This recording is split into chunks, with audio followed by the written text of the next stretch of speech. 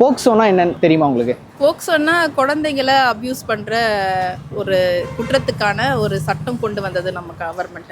ஒரு வருஷத்துக்கு சென்னையில் போக்சோ ஆக்ட் ஃபெயில் ஆகுதுன்னு தெரியுமா உங்களுக்கு? அது தெரியல, ஆனால் நிறைய நியூஸ்ல படிக்கிறோம். முன்னாடி இருந்த மாதிரி இப்போ இல்லை. அதனால கவர்மெண்ட் கொண்டு வந்திருக்க ஒரு சட்டம் தான் போக்சோ. யூஸ்வலாக ஒன் இயருக்கு எவ்வளோ மாதிரி நடந்திருக்கும்னு நீங்கள் நினைக்கிறீங்க? 2000 மேலே அந்த மாதிரி. இப்போ எப்படி சொல்றது, பசங்க வந்து எல்லாரும் ஒழுங்காக தான் இருக்கிறாங்க. இன்னும் சின்ன சின்ன கூட பழகிறவங்கன்றது கிடையாது. நம்ம பார்க்குற சேனல்ஸ் ஃபோன்ஸ் வந்து ரொம்ப பார்த்துட்டே இருந்தா அதை பார்த்து கத்துக்குதுங்க. முன்னாடிலாம் மூவிஸ் பார்க்கும்போது தான் இதெல்லாம் பார்க்கக்கூடாது. இப்போ டிவி சேனல்லையே எல்லாமே வந்துருச்சு. நாடகத்துல கூட எல்லாமே காட்டுறாங்க. நமக்கு சினிமா தேட்டர்ல இந்த படம் பார்க்க கூடாதுன்னு சொல்லுவாங்க. அப்படி கிடையாது, வீட்டுக்குள்ளேயே நாடகத்துல கூட வந்துருச்சு இந்த மாதிரி பண்ற விஷயங்கள்லாம்.